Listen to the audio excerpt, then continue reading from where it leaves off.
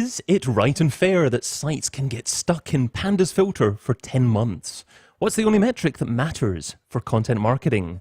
And Snoop Dogg wants to be Twitter's new CEO. Welcome to This Week in Organic, episode number 11. This week's in Organic, live from London on thisweekinorganic.com. Broadcasting live from London, you're watching This Week in Organic, the weekly show that debates the ramifications of the latest SEO and content marketing news. Sign up to watch the next show live at thisweekinorganic.com. Hello and welcome, I'm David Bain, and each week I'll be joined by some knowledgeable, opinionated folks to discuss the latest happenings and anything that impacts organic traffic. And as for you, dear viewer, get involved. We'd love to hear your opinion too. So just use the hashtag TWIO on Twitter, that's TWIO, and if you're watching live, your thoughts will magically appear in the chat box to your right-hand side. So let's find out more about today's guests, where they're from, and what's caught their attention this week. So starting off with Hannah. Hi, so I'm Hannah Thorpe and I'm from the Media Flow. I'm Senior Account Manager there, and I'm really excited this week to talk all about the only metric that counts in content marketing, so just how much a headline can really help you out. Wonderful, thank you, Hannah. And Stuart as well. Hi, yes, I'm Stuart Rogers, Director of Marketing Technology at VentureBeat and VB Insight. Lots of things this week, but we're going to, I know, talk about Donald Trump and Snoop Dogg, and I can't think of anything better than talking about those two individuals. And, well, perhaps the better thing would be talking about both of them in the same sentence. So maybe we'll see if we can do that. And also up here today is Rob. Hi, yes, I'm Rob Whitehead, Operations Director at Content and SEO Agency TechMart.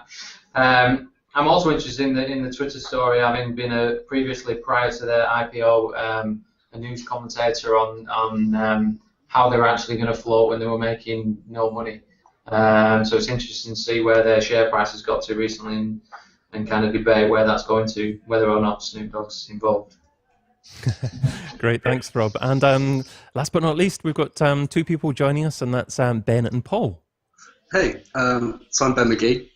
We're both from an agency called Liberty, which is an SEO and PPC and content agency.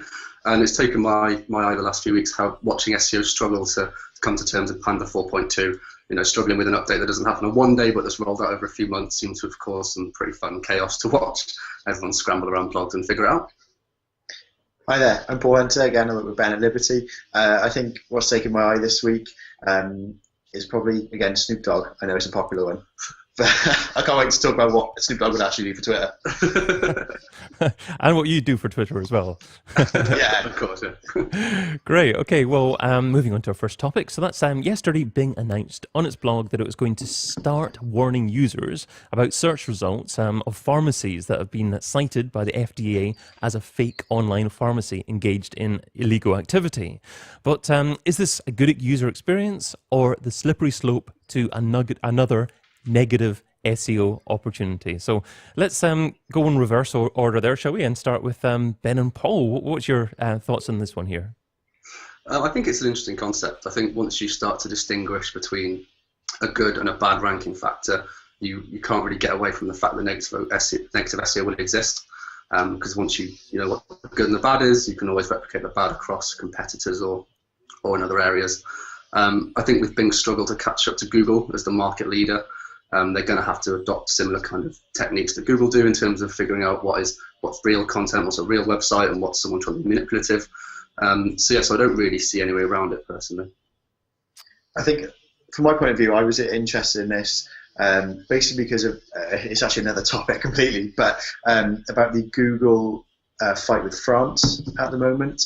And one of the biggest things kind of Google was saying was that they do not want kind of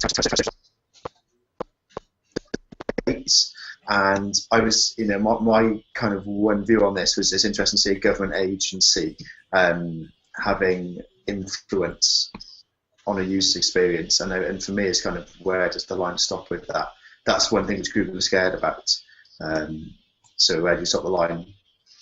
It's quite hard to draw the line in lots of different places sometimes. So, Rob, what are your thoughts with regards to Bing here? Obviously, we've seen highlighted a few times before in Google search results, a few search results that have had certain government complaints, and the search result was possibly removed as a result of that. Yeah. Some of the thing seems to be happening with Bing at the moment. Is it going to roll on to other industries, do you think? And could it be more of an issue with whether or not search engines should be dealing with being the governing body and making these kinds of decisions? Yeah, I mean, I don't think that any search engine can be the judge and jury on any of these things. They've got to take the guidance from somewhere. I think from a user experience perspective, I think it's probably the right thing for them to do. I think all it brings into question is, as you put forward in the question, you know, the negative SEO implications, the accuracy and how up to date the information that they're using is, and therefore the impact that has on the search engines. But actually, the principle of saying, you know, the principle of what they're attempting to do, which is remove fake online pharmacies that may indeed be selling illegal goods from the search engines, is a valid principle. It's more about how they go about it and whether the information that they're using is up to date and accurate, I guess.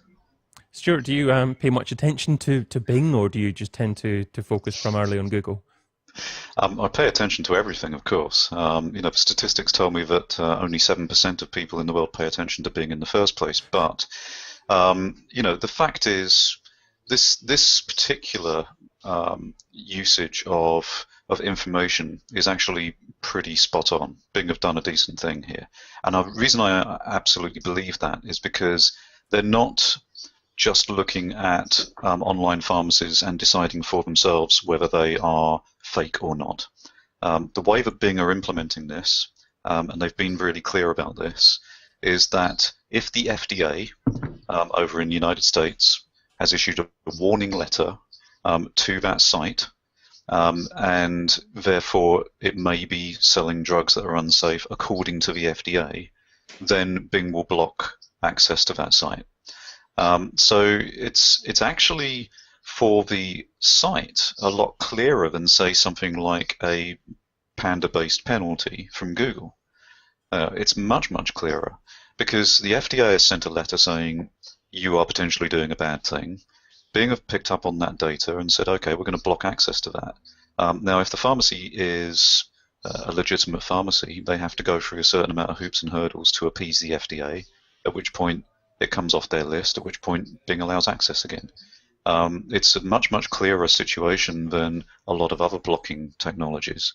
But the fact is that if Bing and if Google are stopping your computer from getting to malware and all sorts of other potential dangerous, unapproved, you know, misbranded prescription drugs, then I don't see it as a bad thing at all. And the fact that they're using FDA warnings is a perfectly reasonable way to do it.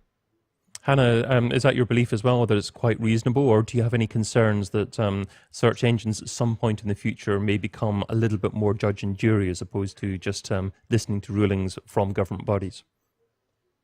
I think it's good that it's obviously coming from the FDA, and of course, like, using the legislation in that way is fine. But you have to consider what the implications are for, say, if they don't put a mark against someone that has got a warning or is about to get a warning. So people might assume that sites they can access are safe, and if Bing isn't clear that isn't necessarily true and it's not 100% comprehensive, then you're kind of running the risk people put too much faith into the search engine.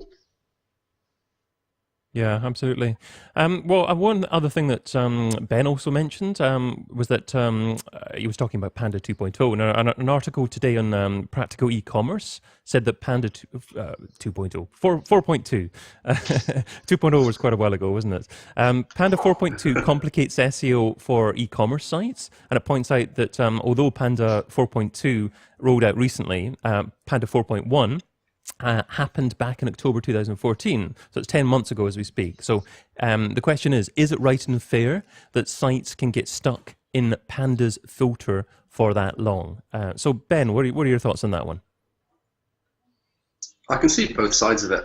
I mean, Panda's been out for so long now that if you are still on that line between where an update might affect you, I could, in a way, see that, you know, it's been 2 or 3 years now, you really shouldn't be falling foul these kind of penalties anymore. But at the same time, for new businesses, for new startups, or for even new SEOs that aren't aware of updates or that are struggling against big brands, it would be very time intensive, for instance, to go through all of your e-commerce pages and to create new and unique meta titles, meta descriptions.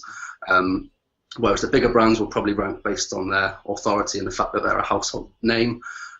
So yeah, I can see both sides of it. On the one hand, really by now everyone should be up to speed and not really doing anything that would fall foul of Panda, but at the same time, is that feasible on a massive e-commerce website? I don't know. So I'll play devil's advocate on that one. Yeah, I mean, on the face of it, Panda seems like a good idea, like ensuring that web pages and websites produce decent, authoritative, fairly unique content out there, and hopefully a good user experience because of it. But of course, e-commerce sites, by their nature, if they're selling tens of thousands of different SKUs, perhaps won't have that much unique and different content on those pages. And it doesn't mean that people aren't interested in viewing those pages, because perhaps that company might be selling these products, at a great rate and have good reviews. And simply because of the fact that there's not that much unique content on the pages, Google might even just not just be not willing to rank those pages, but actually maybe even penalizing the domain as a whole, because it's been trapped by this Panda filter. So, Chris, I mean, do you have any concerns for, say, e-commerce companies that perhaps this Panda filter isn't really a fair way to do things, especially that it doesn't seem to be updated that often?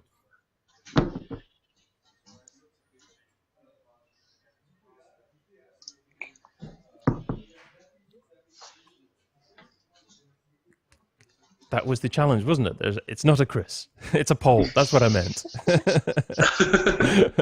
Paul, I'm sorry about that. For some reason, I had you down as a Chris.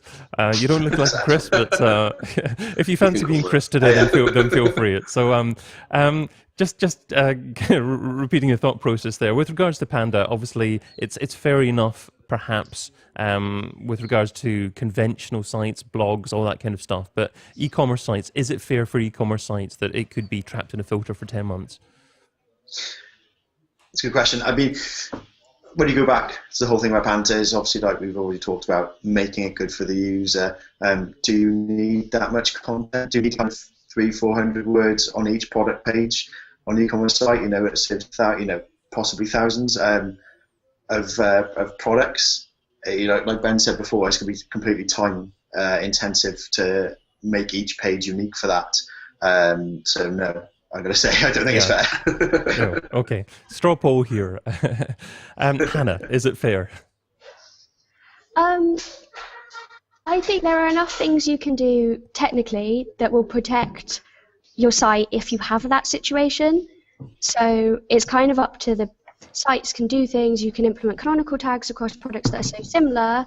There are measures you can take that would stop you from triggering that filter, and you could still have the content that would still be less time intensive.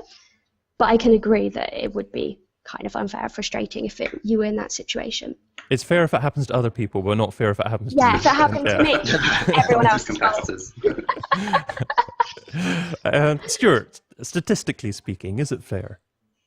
Statistically speaking, I like that. As you know, I'm all about the data. I think when Google were talking about the latest iteration of Panda, they said that it would affect 2 or 3% of English language queries. Now that does mean it's going to affect a reasonable amount of sites. I would call that a medium level update as far as Google is concerned.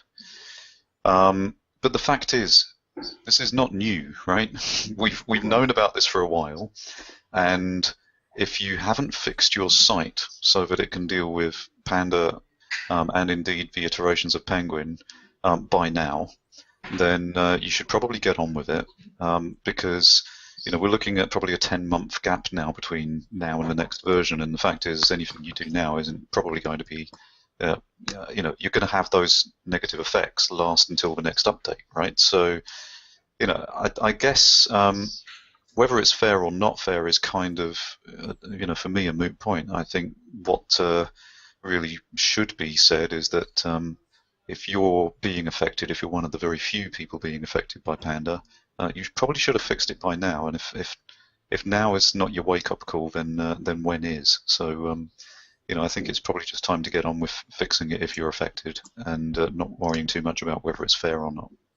And Rob, do you think there should perhaps be different rules for e-commerce sites, or is it that not fair either? Should it just be the one rule for every website out there? No, I don't think there should be different rules. I think I don't even think it's a question of being fair. I don't. Why should it be fair? It's a rule. It's not even a rule. It's a way in which Google ranks pages. It's a fact. It's not a case of being fair or unfair.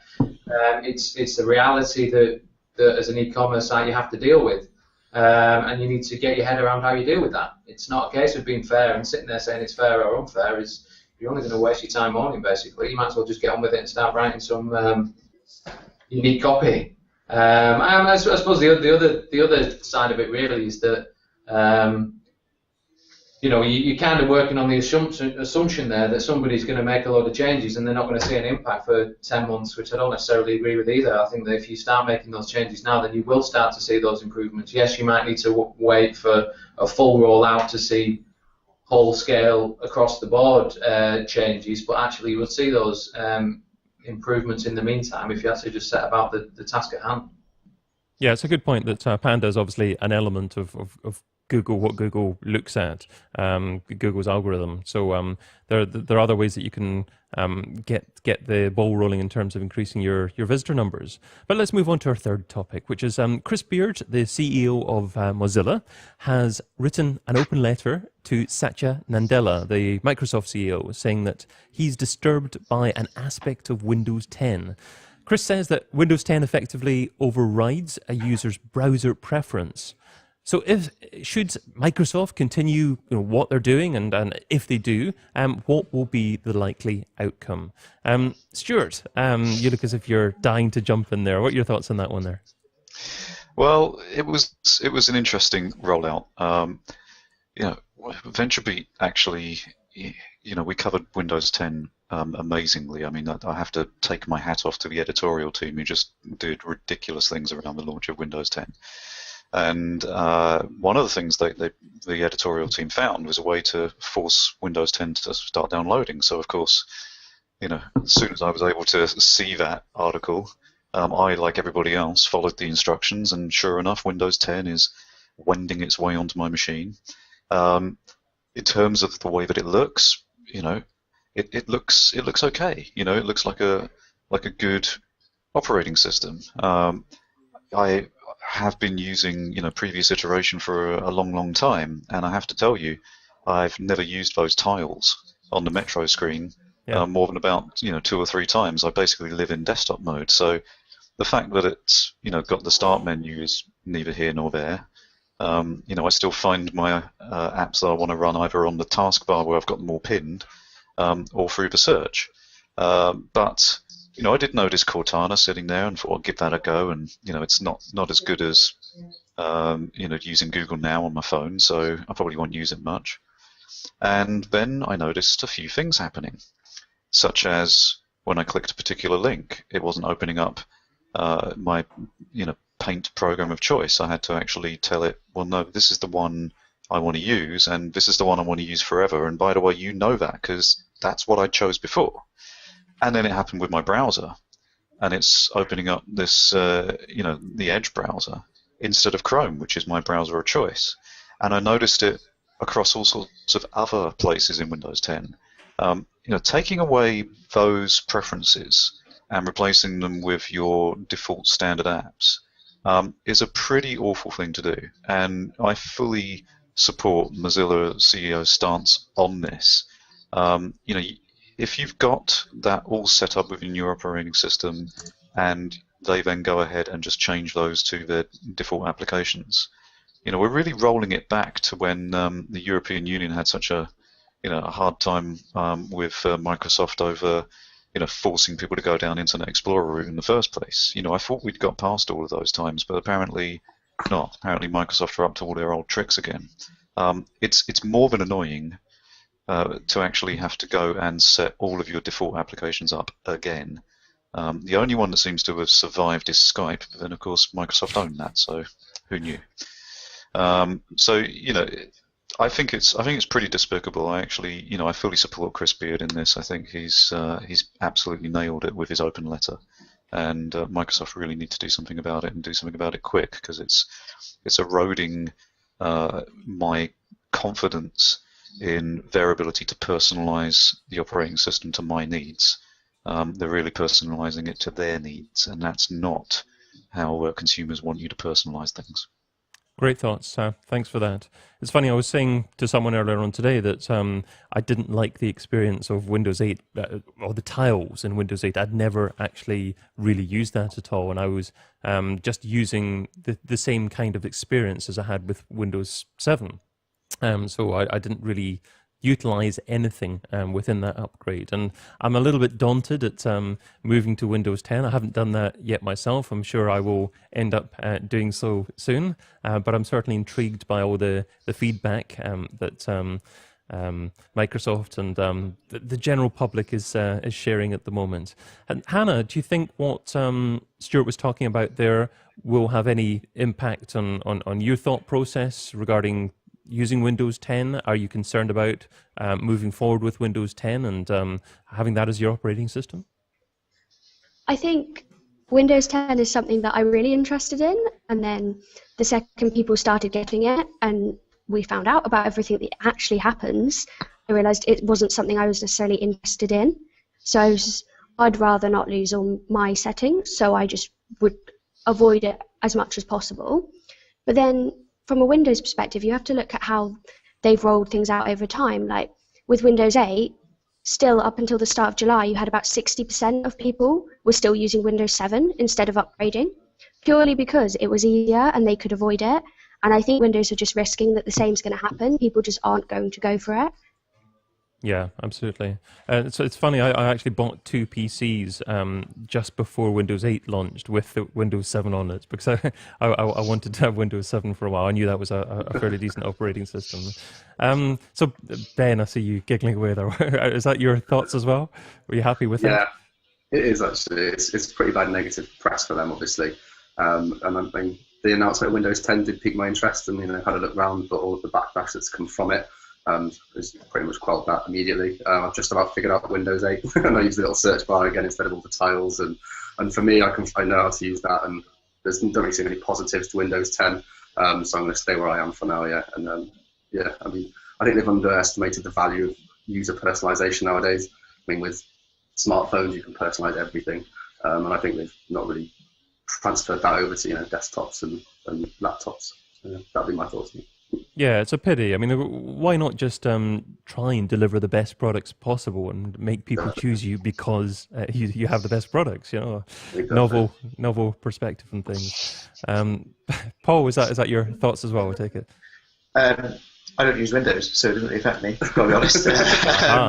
I use Apple. No, I thought it was kind of interesting what Stuart said. Kind of obviously, Microsoft have been in trouble before with the European Commission, and I was kind of looking through. I was looking through the court cases earlier on Wikipedia, and there was some kind of really kind of interesting stuff relating to this. And they had a $1.4 billion fine for blocking access to blocking fair access to markets was one of them. That was the wording, and basically after that, they said that they don't believe fines work. So what they want to do in the future is seek settlements that restrict business plans. So in terms of you think Microsoft wouldn't push it when they've already been in trouble before, and then they're being threatened with this, but obviously they're happy to again. So if they keep doing this, they can find themselves in serious trouble. Yeah, maybe do it. Get as many users using their browser and Bing, other apps that they have in there as possible. Get to the stage where they're perhaps approaching a fine situation, and then backtrack slightly. Yeah. Rob, is that an Apple keyboard that I see on your table? Are you a fruit-based operating system fan as well? Absolutely, we're all Apple here at TechMark, so I can't comment directly on Windows 10. I mean, the question is, would I be annoyed if I just install Windows 10 and it reset all of my default applications? Absolutely. Am I even remotely surprised that that's what it does? Not even slightly. I think that's just that's just their way of forcing their products and systems on people, and that's I guess the more interesting question would be where would some of their products be if they didn't do that? Where would Bing's search market share be if people didn't have it set as their default search engine on certain applications and not know how to change it? They'd probably be in a worse off situation. So I don't expect them to change anytime soon. It's a shame, because that's the way that a lot of business used to be done, and that you could almost force people to have something and then pre-install things on devices. And certainly before the internet, you couldn't change the software that you had in something by and large. But a lot of things, I'm sure, are going to happen over the next 12 months or so. I'm intrigued with regards to see the uptake of Windows 10, to see if anyone might come in and challenge Windows as a dominating operating system. That may happen. It might take longer to do, but a lot will happen, I'm sure, about it. But coming up, we're going to be talking about the only metric that matters for content marketing, whether or not Donald Trump's abrasive personality is a good fit for social media, and discussing what our guests would do if they were Twitter CEO. But first of all, keep on using the hashtag TWIO on Twitter. Andrew Halliday from eBuyer kept on doing that, and look where it got him. He's going to be joining me and some other prominent guests doing a live TWIO show from Brighton SEO on the 18th of September. So you can come see us live as well. Just make sure you say hello when you do that. But moving on to the next topic, which is last week TechCrunch published an article called "The Only Metric That Matters for Content Marketing." But what is the metric, and is it really the only metric that matters? So I read the article and I thought it was very clever, because it was an article about testing different headlines and how different headlines generate higher click-through rates. The only metric that matters for content marketing, that headline apparently got a 45% click-through rate improvement compared with the original, which was the one metric that matters for content marketing. But how important are headlines in content marketing? Hannah, shall we start off with you on this one? What are your thoughts on this? I'm a bit shocked that obviously that headline is clickbait, but that you'd write a headline in that way as the only metric. I mean, to me, it's also kind of about who gets to the end, which is something that they spoke about in the article. So I would always measure on both, and the way you can deem success is not only if people are clicking, but if they're clicking off. We've had people in the past ask us to write them the greatest headlines, and you can do that and you can get all the clicks you like, but if the content doesn't measure up to the headline, they're going to click straight off again, and then it's kind of defeated the point of your content. Yeah, absolutely. I mean, measure up in terms of value and quality of article, but also in terms of relevance of article as well. If it's not true, then you're going to get people pretty upset probably about your article, but maybe even about your brand as well, and perhaps less likely to come back and view future articles. So it's not all about traffic directly just on that one visit. It's about that long-term relationship with that visitor. So in that instance, obviously, you said it was clickbait, and I'm sure it looks like that. Ben, what are your thoughts on that one there? Have you got involved in devising different headlines in the past there? Not actually one of the copywriters at Liberty, but it's interesting what you're just saying about user experience on the page, and in terms of how long a user actually hangs around if they reach the bottom of the article. And click-through rates as a ranking factor is something that's really, really important. And for instance, you might have the best headline, so you might not be first, you might be third or fourth, but you're above the fold, so people can see your headline and do click through. But if the user experience is atrocious and they go straight back, you're more than likely going to start dropping down. Then you might got the traffic through, but as a ranking factor, a click-through rate could be detrimental as much as it could help you. And we've seen instances in the past at Liberty where Google might be getting confused between two pages, so it'll do its own little experiment. It'll try the one, then it'll try the other, and it'll try both, or it might try neither, and then it'll use user experience to actually figure out the best page. Excuse me. And it is one of the few metrics that actually puts user experience at the fore. With Panda and Penguin, it's all automated with crawlers and the likes. But with with click-through rate is completely user experience generated ranking factor, and that's the thing that interests me. So very Paul, interesting. but Paul, if you read a headline that said 10 great new things about iOS 9, and you click through and it was an article about Windows 10, what would your response be? I'd throw my computer out the window. Your Apple computer out the window? Yeah, damn it! I have to go buy Windows right then. No, I think it's going to be interesting in the future. I mean, clickbait, I think, is getting kind of, it's everywhere now, and kind of in the way that you get kind of banner blindness with things like kind of native advertising, becoming more and more. I wonder if we're going to start seeing kind of clickbait blindness, if that makes sense, because it happens a lot, doesn't it? Oh, you won't believe what these celebrities look like when they were kids, and it's no one you've ever heard of in your entire life. You don't care about it. So it's interesting. But I mean, coming back to this, I think it's all, why do we write content? If I was giving a report to a client on how the month's been, and I was like, oh, we had a fantastic click-through rate on this article, and then I said the bounce rate was 90%, they're actually not going to be happy.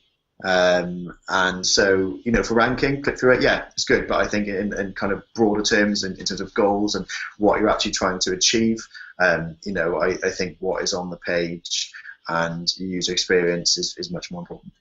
So Stuart, I saw you nodding away there when Paul was talking about high bounce rate and how that's not great. Do you think clickbait can ever be an effective marketing tactic, or do you think that there should be no place for it in any legitimate marketer's arsenal?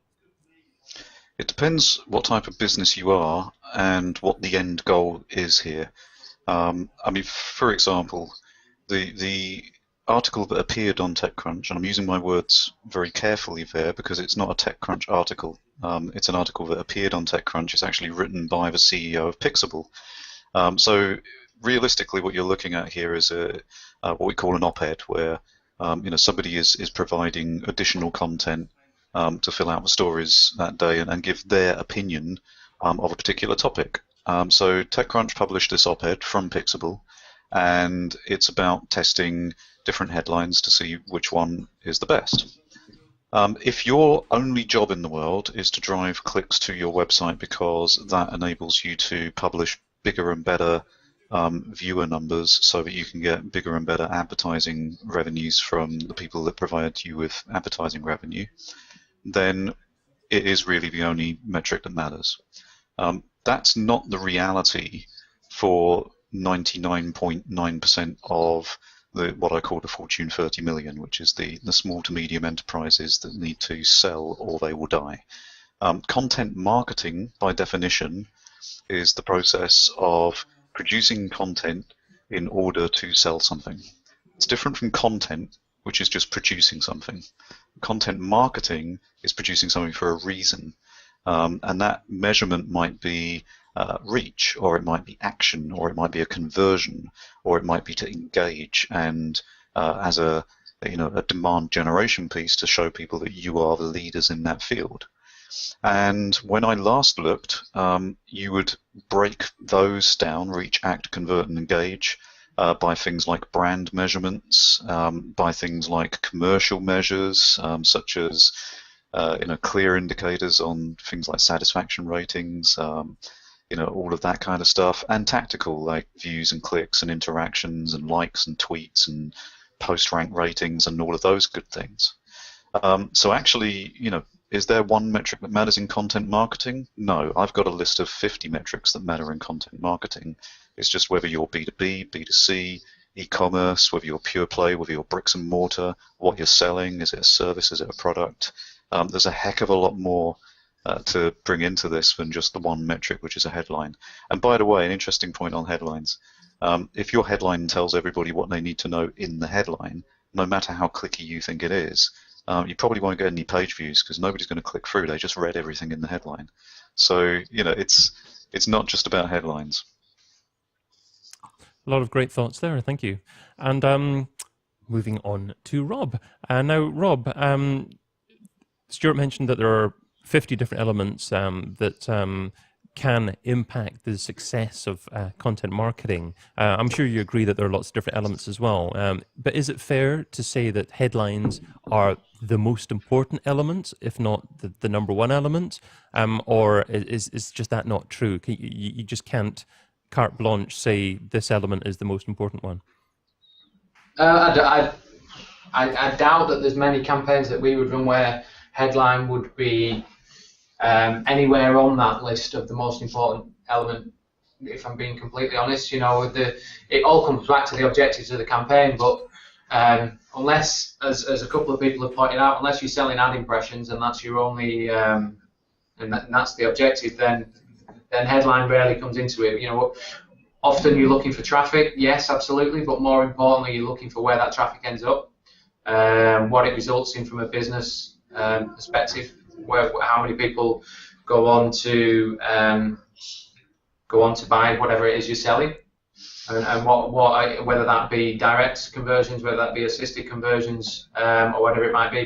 But headlines rarely even feature, I guess. You know, we're producing content to engage with people. We're producing content to influence people. We're producing content to rank in the search engines.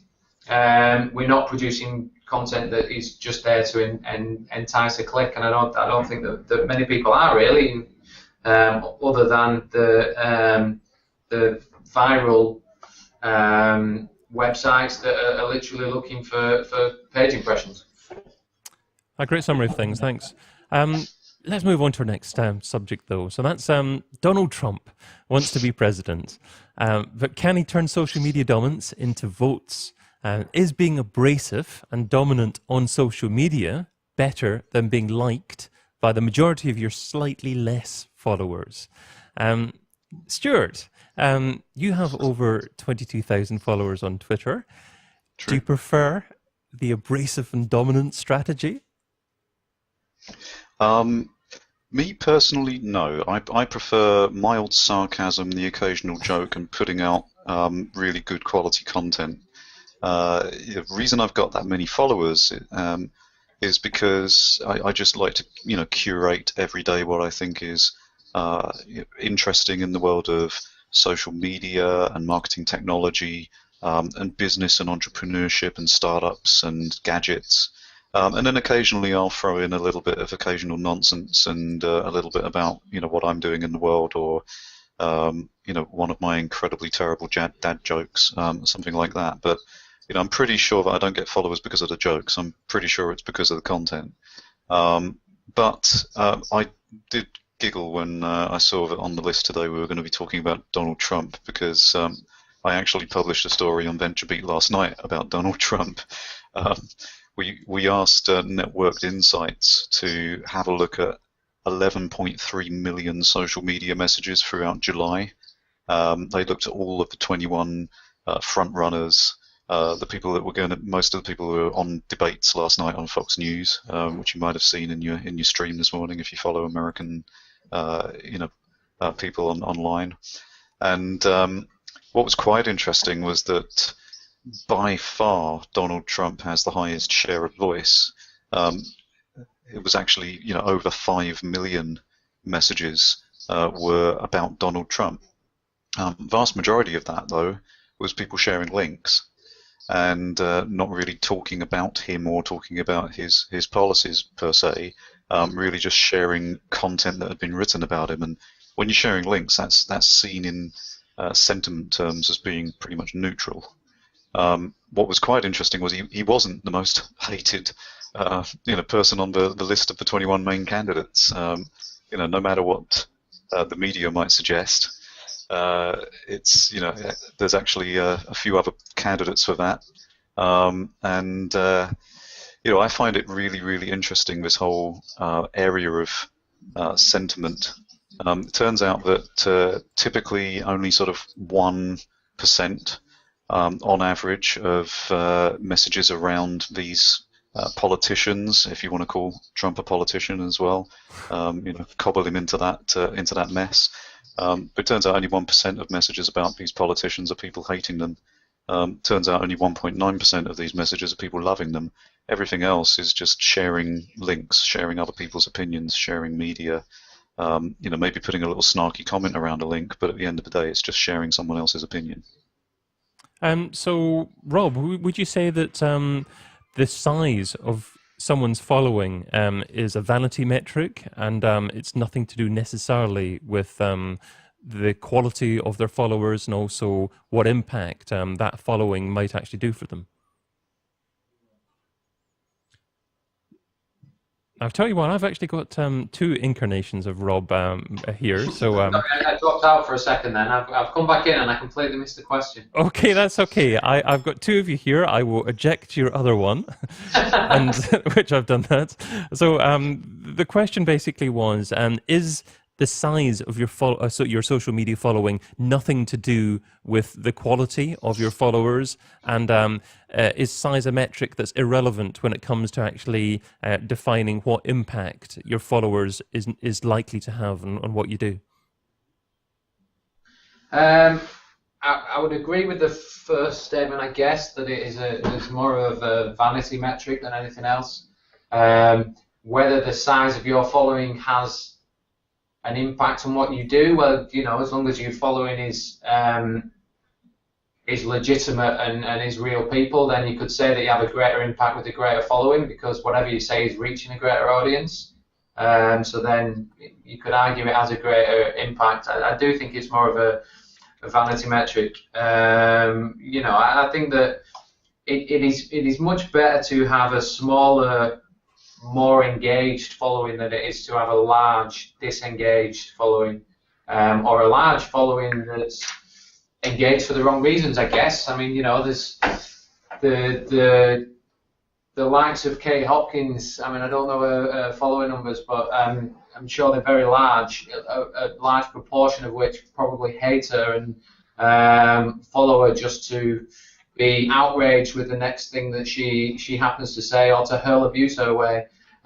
So I think that it would be much better in those situations to have a smaller, more engaged, more positive following than it would be to have a larger one. Absolutely. Now, I'm slightly late with reading out the TWIO comments here. We've got Rachel B saying that she totally agrees with Ben and Paul about the issues e-commerce sites face. Unique content is key as long as if you've got the resources.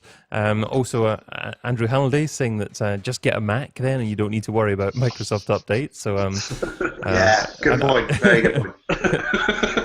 But you do realise that every time you buy something from Apple, you're effectively funding Darth Vader.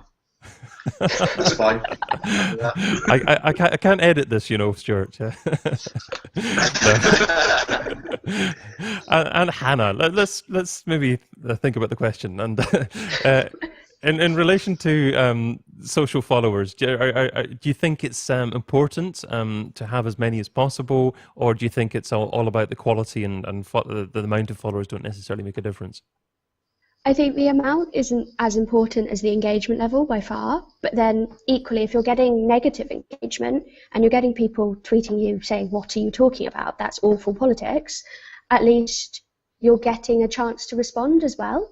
So by them criticising you publicly, you've got a chance to turn someone's opinion round of you. Whilst you might not be able to convince the critic, someone else can see that and someone can read it. And if you look at customer service complaints on Twitter, brands do well out of handling their customer service well, because it can turn people around to say, actually, they're trying, and at least if you're trying to understand people, you get instant points from the people reading it. So I think it can definitely work in your favour to have such a negative following. Yeah, interesting. The thing that I look at actually in Twitter is also the number of people that you're following. And sorry to pick on Stuart, but Stuart's only following about 20% of the people that are following him. So to me, that's a nice metric, and it indicates that obviously that person's likely to be fairly authoritative and people are listening to what they say. And because you see so many people with that are maybe have 10,000 followers, but they're following 10,000 people as well, and it's a follow for follow situation there as well. Ben and Paul, what are your thoughts on this particular question? I mean, I definitely agree that it's quality over quantity. I think it all comes back to firstly why you're on social, and secondly how you've gone about getting those followers. I mean, I'm sure that I could create a Twitter account tonight, and by the end of the weekend, I could have gone out and bought myself 10 or 20,000 followers that, you know, were just those little eggs that you see, the spammy accounts that just sit there. So it's all about, for me, how, again, I mean, it's what everyone else already said so far, but the level of engagement and the real quality, and building a tight-knit community that you can gauge their questions, you know, like you said, customer service, and really have a good quality experience online, rather than one where you're Katie Hopkins or Joey Barton or someone who's just out there to make a big splash, get their name, be a pundit or whatever it is. And so, yeah. Good stuff. Okay, and staying with Twitter, over the past week, Twitter's value has plummeted another 10%. So the value of its shares is just above what it was at its IPO now. So even Snoop Dogg says that they need to spice it up, and is using the hashtag Snoop for Twitter CEO. But what would you do if you were Twitter CEO? And do you think Snoop's the man for the job? I'm not sure. Rob, what are your thoughts on this one here? I wouldn't employ Snoop Dogg, I'll be honest with you.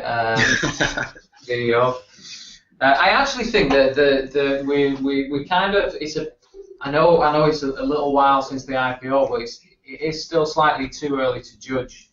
You know, if you look at the product development roadmap, even from that point that Twitter had, a lot of it is not around what we would consider the uses of Twitter for. A lot of it is around engagement with more traditional media means, so tying in with TV schedules and integration with more traditional media that they've still yet to implement some of the things they even had in the plan then, and that obviously opens up potentially huge financial implications. You know, if they can tap into some of those large advertisers a little bit more. The bigger problem they've obviously got is the audience. It's still quite a niche audience in many ways. Whilst I'm sure the people on this call are avid tweeters, the average Joe in the street is still far more disengaged with Twitter and confused about what it is for them, or what it could potentially be of use for them. So that's the larger challenge they've got, is how they reach a much broader audience, and that's going to be the key to their growth, basically. Okay, I've got Liberty Leanne saying that quality over quantity is important. I agree with Ben that you have to think about why you're using social. Engagement is key. So you can pay her later for that one, Ben. Absolutely, yeah. That's 20 quid that. So, Stuart, are you a Snoop fan? Oh, Snoop, bless him. Depending on which surname he's running with at this particular moment. He is a master at getting attention, and he's done incredibly well. And of course, wherever there is some attention to be got, he's very, very good at leaping on that in a way, by the way, that doesn't antagonize people. We were just talking about people being negative, but when you think about Snoop Dogg, you only usually ever think about good things, even though when you deeply think about Snoop Dogg, you think about illegal activities, you actually still think, well, he's a cool guy. And when he gets involved in a topic, he does so in a calculated way because it gets more eyes on Snoop. And that's admirable, in the way that he does that. A lot of people could learn from him in that respect. Twitter has, a number of problems. And I'm not entirely sure how they're going to fix them at this point. Obviously people are playing around with buy buttons, and one of the things that we've seen a lot, especially in our mobile studies on VB Insight, and in some data that I recently got from Skimlinks as well, looking at how people buy things. We'll use the mobile to do lots and lots of research, and then a lot of the time, up to 70% of the time, we'll actually wait until we get back to our laptop or desktop before we get the credit card out and go ahead and buy that thing. And so that causes problems for marketers, because cross-device attribution, working out where the sales started and where it ended, is actually really difficult. And it's not anywhere near as easy as you might think. So that's a problem for marketers. The buy button isn't working that well for Twitter, and the reason it isn't working that well for Twitter is because Twitter is like matrix code. It just, flickers down the screen. If like me, you're following, a couple of thousand people, tweets don't last very long. They disappear very quickly, and that's a problem for even a beautiful mobile buying experience that, the one that they are trying to deliver. The other issue they have, of course, is that people like me like that about Twitter. And Twitter users generally like that about Twitter. We don't want another Facebook where they go ahead and change the stream based on an algorithm and show us the stuff they think we want to see. We like the fact that we see what we see when we see it. In the same way that people love Snapchat because it's there, it's immediate, and it's, if you don't catch it, it's gone, right? So they've got these balancing issues. People love the Twitter experience. They don't want a Facebook experience, but tweets disappear really quickly, so the buy button isn't working very well, and they're going to have to figure that out. And I, love Snoop Dogg to bits, but I don't think he's got the technical ability to solve that problem. And Ben and Paul, for you, is there anything that Twitter are obviously missing at all, or do you think that it is a significant challenge and they're going to have to really think out of the box to actually come up with something different to move their business forward? I mean, for me, I think Twitter, kind of my problem with Twitter, I think it can serve so many different purposes. So you can go on there for entertainment when you're bored, you can go on there for education, you can go on there for news, and when you're following other people, it's all kind of there, everything you want. So if you're going on there for one specific thing, you're often scrolling. I think they could possibly make better use, whether that's making better use of lists or, cause I would say, I know it's a feature, but I've never used it. So that's kind of my problem with it. I think another kind of problem with it is the beef with Instagram, which is never going to resolve because it's obviously owned by Facebook. And obviously there's the feature there to tweet your Instagrams, but no one clicks on the links. I believe they tried their own kind of photo version with filters and stuff, but that obviously never took off. So yeah, I don't know solutions. I don't solutions to these problems. He needed a Snoop Dogg. Yeah, he was a Snoop Dogg. I think his first tweet was "Get the moolah." I think was one of his things. So I think that's his one. Get the moolah for Twitter. Okay, but we can't improve on Snoop's suggestions. Then basically, is what we're saying. Yeah, maybe he is the best person to run it. And Hannah, I actually muted you a second ago, so you can unmute yourself. That's great, yeah. Because I couldn't unmute you, so that was great. I didn't want to keep you muted. I think you just had a party going on behind you or something like that. Oh, I'm going to be honest. Our boss has got her child in the office, right. And he is having a great time. But you're not. So are you an avid Twitter user, and what are your thoughts regarding what Twitter maybe aren't doing so well and what they should change a little bit? So I'm an avid Twitter user now, but when I first started out, I remember my best friends forced me to get Twitter because they'd had it for years and they couldn't understand someone that wouldn't want it. And then I had that moment earlier today. So we had an intern and he asked, why would you actually want Twitter? And I never understood that people just wouldn't get it anymore, and you kind of get so into this industry that you expect everyone to be on Twitter and to be really all about the social all the time that you don't really recognise that. So I kind of think, let someone like Snoop Dogg, who doesn't work in the industry, do it, and you'll do really well. I mean, it's got to relate to someone that isn't used to it. That says it all, doesn't it? Yeah. And if there are any audio listeners to this video, I won't say anything. You'll just have to go and watch the video. So I reckon that just about takes us to the end of this week's show. So just time for a single takeaway and some sharing of find out more details from our guests. So shall we start off with Rob? Yeah. Okay. Yeah. Why not? Caught me off guard there. I think that the takeaway for me is find your own metrics for content marketing. Don't believe what someone else believes is their only metric for success. Gear it to your objectives, and don't worry about sensationalist headlines.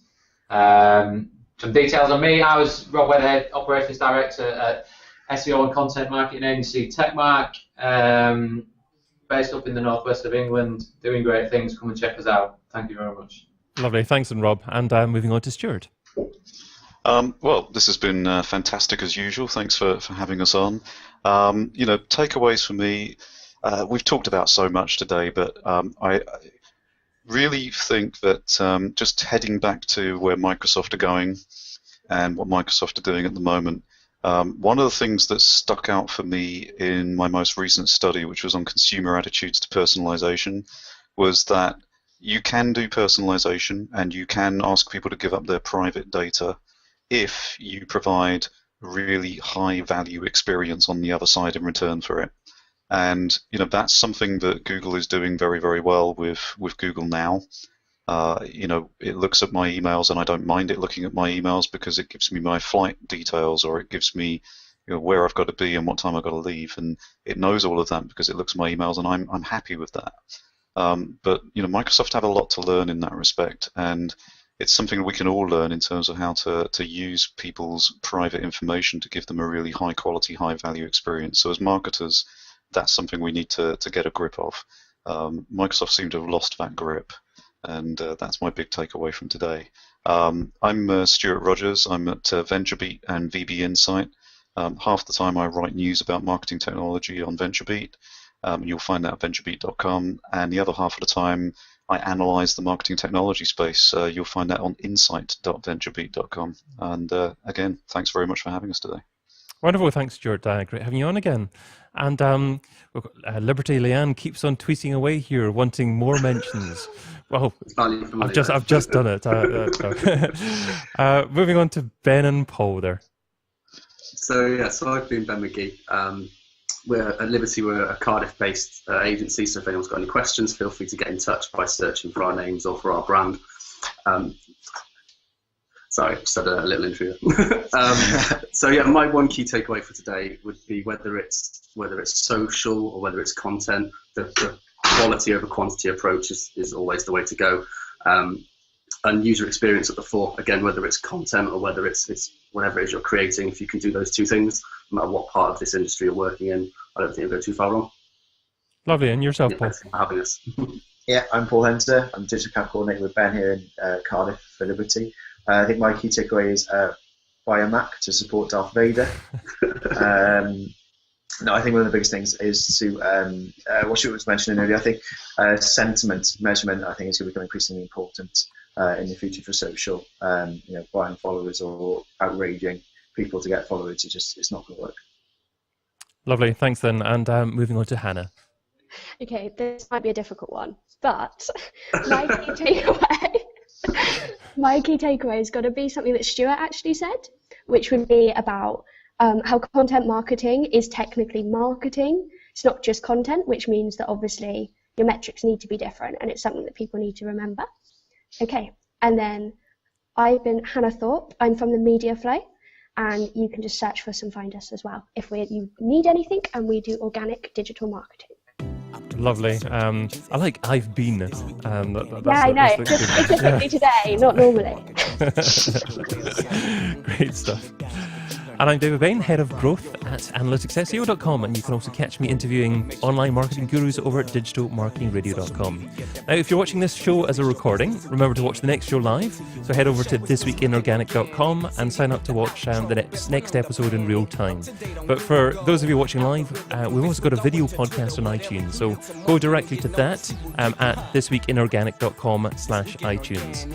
And remember to continue sharing your thoughts using the hashtag TWIO on Twitter, so just the 4 letters TWIO. Until next time, have a fantabulous weekend, and thank you all for joining us. Cheers, everyone. Thanks for being part of it. Cheers.